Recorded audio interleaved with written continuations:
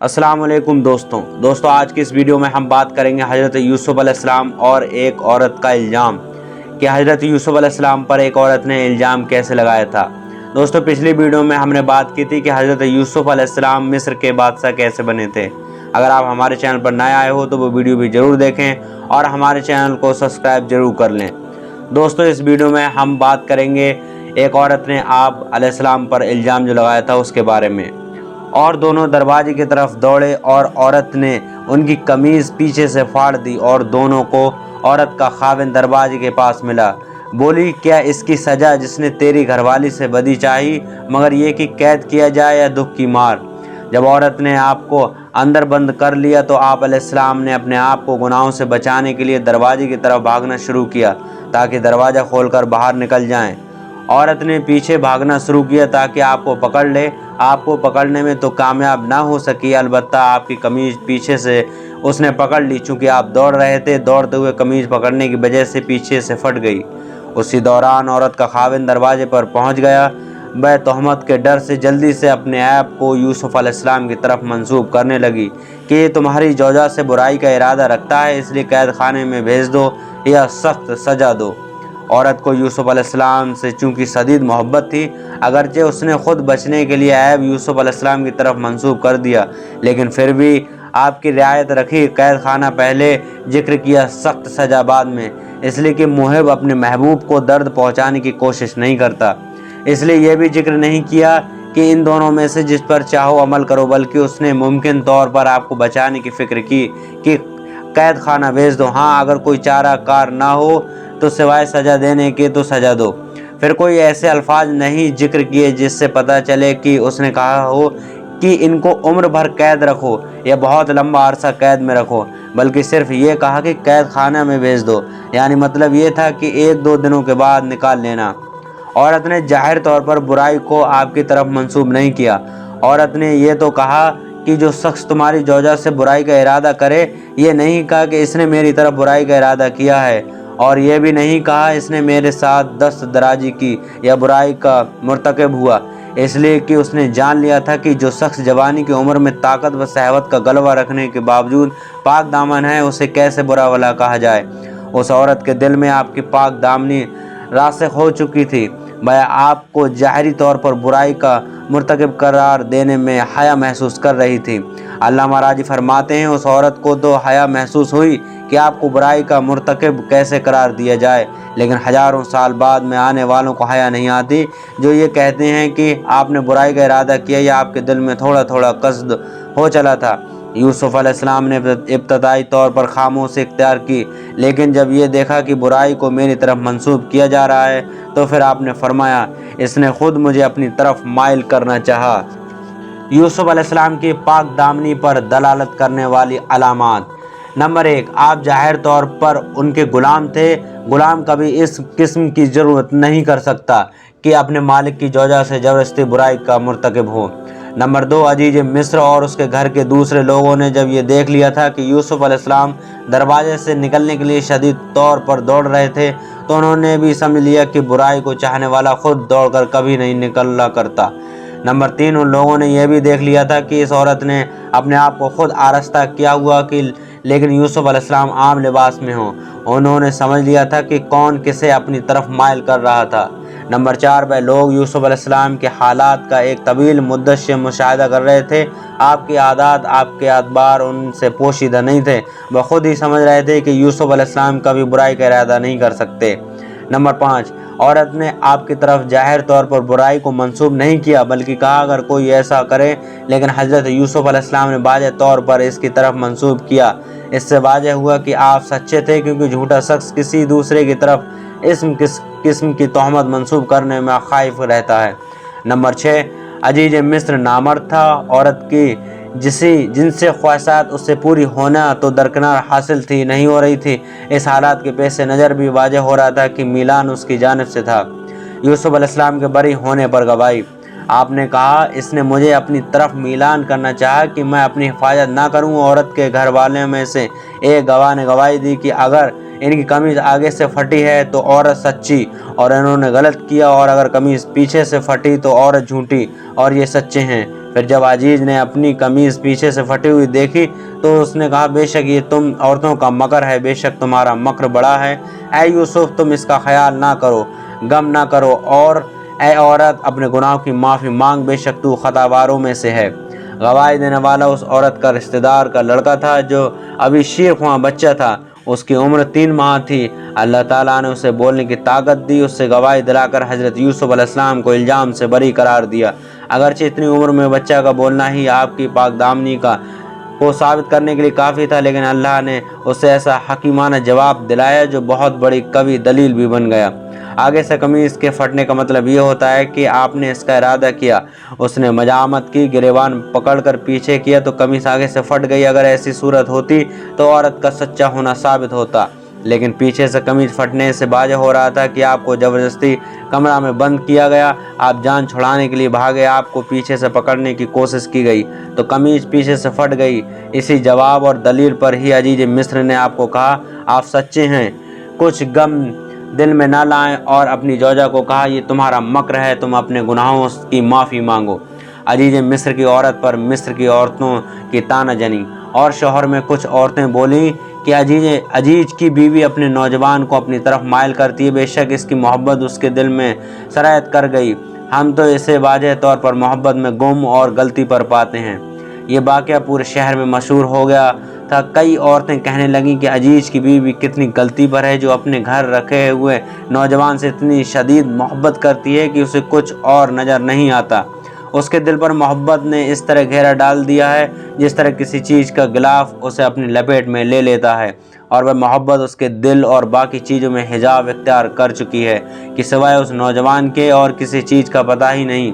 हम तो उसे इस नौजवान से शदीद मोहब्बत करने में राह रास्त से भटके हुई पाते हैं। अजीज की जौजा का उज़्र अजीब अंदाज में। तो जब उस जुलेखा ने इसका चर्चा सुना तो उन औरतों को बुला भेजा और उनके लिए मसनद तैयार की। उसमें से हर एक को एक छुरी दी और हज़रत यूसुफ अलैहिस्सलाम से कहा, उन पर निकल आओ। औरतों ने हज़रत यूसुफ अलैहिस्सलाम को देखा, उसकी बड़ाई बोलने लगी और अपने हाथ काट लिए और बोली, अल्लाह की पाकी है, ये तो जिन से बसर से नहीं मगर कोई फरिश्ता है। उसने कहा, ये है वह जिन पर मुझे ताना देती थी, और बेशक मैंने उनकी अपनी तरफ माइल करना चाहा तो इन्होंने अपने आप को बचाया, और बेशक अगर ये वह काम ना करेंगे जो मैं इनसे कहती तो ज़रूर कैद में पड़ेंगे और वह ज़रूर जिल्लत उठाएंगे।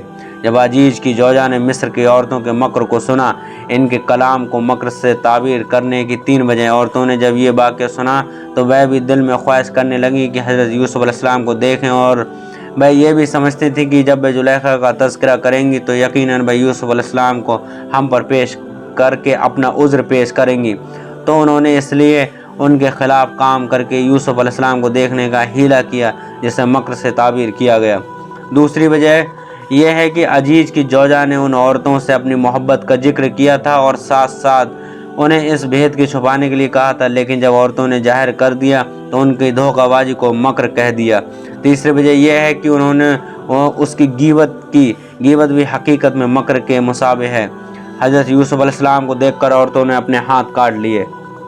अजीज की जौजा ने उन औरतों की दावत की जो उसके मुतालिक कलाम करती थी। वह बड़े बड़े सरदारों की बीवियां थीं जिनकी तादाद 40 थी। उनमें से 5 औरतें ये भी थीं कि जो बहुत बातें करती थीं। नंबर 1, अजीज को पानी पिलाने वाले की जौजा, रोटियां पकाने वाली औरत जिसने इतने अरसे में हज़रत यूसुफ अलैहिस्सलाम को नहीं देखा था। वज़ीर जेल की जौजा, अजीज के जानवरों के मुहाफ़िज़ की जौजा। नंबर 5, और दरबान की जौजा। दावत की मजलिस में हर एक के लिए नाश्त मुकर्रर थी, तकिए लगा दिए गए थे, दस्तरख्वान पर तरह तरह के खाने चुन दिए गए, फल भी रख दिए गए, फलों या गोश्त, खसूसन लीमू काटने के लिए छुरियां भी रख दी गईं। हर नशिस्त के सामने एक एक छुरी रखी गई थी।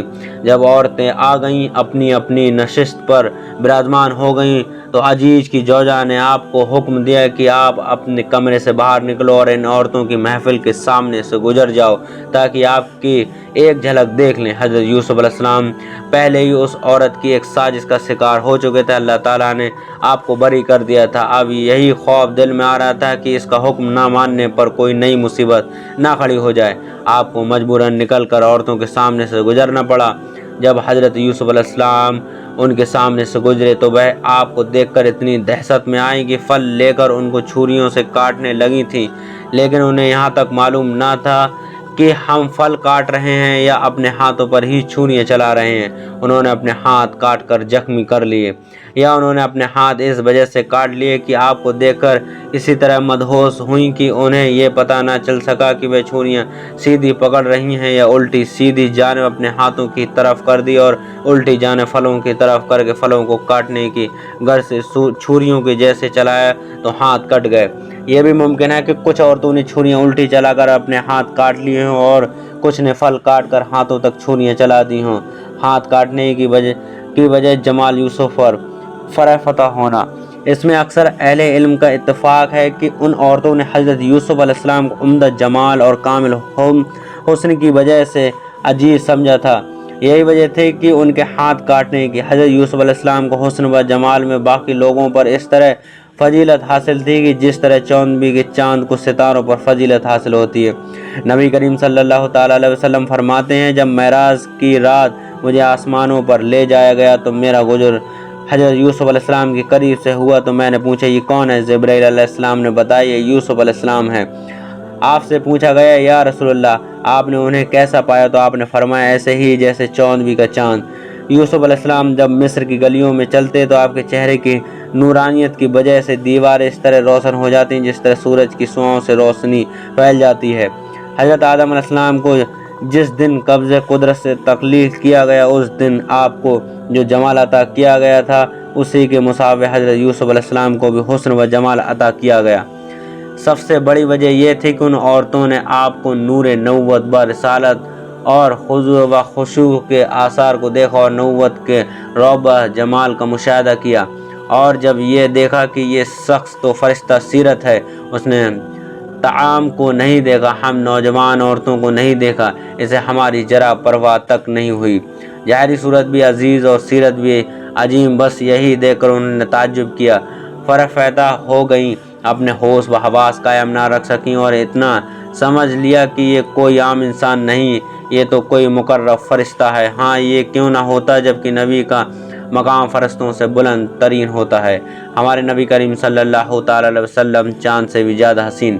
حضرت جابر رضی اللہ تعالیٰ عنہ فرماتے ہیں، میں نے چاندنی رات میں نبی کریم صلی اللہ تعالیٰ علیہ وسلم کو دیکھا تو میں کبھی رسول اللہ صلی اللہ تعالیٰ علیہ وسلم کو دیکھتا اور کبھی چاند کی طرف، جبکہ آپ نے سرخ دھاریوں والا لباس زیب تن کر رکھا تھا۔ آپ مجھے چاند سے بھی زیادہ حسین نظر آ رہے تھے۔ حضرت یوسف علیہ السلام کا قید خانے کی دعا کرنا اور اس کا مقبول ہونا۔ حضرت یوسف علیہ السلام نے عرض کی کہ اے میرے رب مجھے قید خانہ زیادہ پسند ہے اس کام سے جس کی طرف مجھے بلاتی ہے، اور اگر تو مجھ سے ان کا مکر نہ پھیرے گا تو میں ان کی طرف مائل ہوں گا اور نادان بنوں گا۔ تو اس کے رب نے اس کی سن لی اور اس سے عورتوں کا مکر پھیر دیا۔ بے شک وہی سنتا جانتا ہے، اور تمام پہلی نشانیاں دیکھنے کے بعد ان پر یہی ظاہر ہوا کہ ضرورت ایک مدت تک اسے قید خانے میں رکھا جائے۔ جب عزیز مصر کی جوجا نے مصر کی عورتوں کے سامنے کہا کہ اگر اس نے میری بات کو نہ مانا تو اسے قید خانہ میں جانا پڑے گا اور ذلیل ہونا پڑے گا، تو دعوت پر بلائی ہوئی تمام عورتوں نے اجتماعی طور پر یوسف علیہ السلام کو سمجھانا شروع کیا۔ کہنے لگیں کہ تمہارے لیے یہ بہتر نہیں کہ تم اس کے حکم کی مخالفت کرو، کیونکہ مخالفت کی صورت میں تمہیں قید خانہ میں جانا پڑے گا اور ذلت اٹھانی پڑے گی۔ اب یوسف علیہ السلام کو چند مشکلات کا سامنا تھا۔ ایک، عزیز کی زوجہ کا بہت زیادہ حسین و جمیل ہونا، دوسرا اس کا مال و دولت کا مالک ہونا، اور یہ عزم کرنا کہ یوسف علیہ السلام سے اپنا مطلوب حاصل کرنے میں تمام مال و دولت قربان کرنا پڑے تو قربان کر دوں گی۔ تیسرا، تمام عورتیں اجتماعی طور پر آپ کو رغبت بھی دلا رہی تھیں اور ساتھ ساتھ خوف بھی دلا رہی تھیں کہ ایسے حالات میں عورتوں کا مکر بھی بہت بڑا مکر ہوتا ہے۔ چوتھا، آپ کو یہ بھی ڈر تھا کہ اس کی مخالفت کرنے میں اس کے سر سے بچنا بہت مشکل ہے، ہو سکتا ہے کہ وہ آپ کو قتل ہی کرا دے۔ ان حالات کے پیش نظر آپ کو یہی بہتر سمجھا کہ مجھے قید خانہ میں بھیج دیں تو میرے لیے بہتر ہوگا۔ انسان اپنی بشری قوت اور انسانی طاقت کے پیش نظر ایسے حالات میں اپنے آپ کو بچا سکے یہ بہت مشکل معاملہ ہے۔ اس لیے آپ نے دعا کی کہ اے اللہ تو ہی مجھے ان عورتوں کے مکر سے بچا سکتا ہے، اگر تیرا فضل نہ ہو تو انسان ایسے گناہوں میں مبتلا ہو کر جاہل بن جاتا ہے۔ اے اللہ مجھے جس کام کی یہ دعوت دے رہی ہیں اس سے بہتر میرے لیے قید خانہ آئی ہے۔ خیال رہے کہ حضرت یوسف علیہ السلام نے اپنے لیے مشکل راہ کا انتخاب کیا کیونکہ اللہ تعالیٰ نے آپ کی طرف وحی کی، اے یوسف تم نے اپنے لیے مشکل راستہ اختیار کیا۔ اگر تم یہ کہتے مجھے عافیت زیادہ پسند ہے جس کی طرف مجھے یہ بلاتی ہے تو مجھے ان سے عافیت دلا دی جاتی۔ اسی وجہ سے نبی کریم صلی اللہ تعالی علیہ وسلم نے اس شخص کا رد کیا جو مصائب پر صبر کی دعا کر رہا تھا۔ ترمذی میں حضرت معاذ بن جبل رضی اللہ تعالیٰ عنہ سے روایت بیان کی گئی کہ نبی کریم صلی اللہ تعالی علیہ وسلم نے ایک شخص کو یہ کہتے ہوئے سنا، اے اللہ میں تجھ سے صبر کا سوال کرتا ہوں، یعنی مجھے مصائب اعمال پر صبر کرنے کی توفیق عطا فرما۔ تو حضور صلی اللہ تعالی وسلم نے فرمایا، تم نے اللہ تعالیٰ سے مصیبت کا سوال کیا، تم اللہ تعالیٰ سے عافیت کا سوال کیا کرو۔ عزیز مصر اور دوسرے تمام سرکردہ لوگ یوسف علیہ السلام کی پاک دامنی پر یقین کر چکے تھے۔ آپ کے عیوب سے بری ہونے اور پاک دامنی پر دلالت کرنے والے صحابہ لوگ دیکھ چکے تھے، لیکن آپ کو صرف ظاہری مصلحت کے پیش نظر انہوں نے قید خانہ بھیجنے کا فیصلہ کیا تھا، کیونکہ عزیز مصر کی زوجہ کے علاوہ اب دوسری عورتیں بھی آپ پر عاشق ہو چکی تھیں۔ گھر گھر یوسف علیہ السلام کے حسن و جمال کا چرچا ہو رہا تھا۔ وہ لوگ اپنی عورتوں کو روکنے میں ناکام ہو گئے، البتہ آپ کو قید خانے بھیجنے کا انہوں نے ایک حل سمجھا تھا، اصل میں آپ کی اپنی دعا کا اثر ہی تھا۔ حضرت علی ابن حسین یعنی حضرت زین العابدین رضی اللہ تعالیٰ عنہما سے مروی ہے کہ بے شک ہر عورت نے ان عورتوں میں سے جو دعوت پر مدعو تھی آپ کی طرف پوشیدگی میں وہ پیغام بھیجے تھے جو آپ نے زیارت کرنے کا مطالبہ کر رہی تھیں۔ اسی طرح عزیز کی زوجہ نے اپنے خاوند کو کہا کہ یہ عبرانی غلام مجھے بدنام کر رہا ہے کہ میں نے اسے اپنی طرف مائل کرنا چاہا، لیکن وہ بچ گیا۔ وہ چونکہ باہر نکل سکتا ہے اور میں گھر میں محبوس ہوں، یا مجھے بھی باہر بازاروں میں جا کر اس کا جواب دینے کی اجازت دی جائے یا اسے بھی قید کر لیا جائے۔ تو اس طرح عزیز اور دوسرے وزیروں نے آپ کو قید میں بھجوا دیا۔ دوستو یہ ویڈیو آپ کو کیسی لگی کمنٹ کر کے ضرور بتائیں۔ دوستو اگلے ایپیسوڈ میں ہم بات کریں گے کہ حضرت یوسف علیہ السلام دو قیدیوں کا خواب کی تعبیر بتاتے ہیں۔ دو قیدی جو ہوتے ہیں وہ آپ سے خواب کی تعبیر پوچھتے ہیں اور حضرت یوسف علیہ السلام ان قیدیوں کے خواب کی تعبیر بتا دیتے ہیں، اس کے بارے میں ہم بات کریں گے۔ تو دوستو اس ویڈیو کو لائک کر کے اپنے دوستوں میں شیئر ضرور کریں۔ ہمارے چینل پر نئے آئے ہو تو چینل کو سبسکرائب ضرور کر لیں۔ دوستو ملتے ہیں اگلی ویڈیو میں۔ اللہ حافظ۔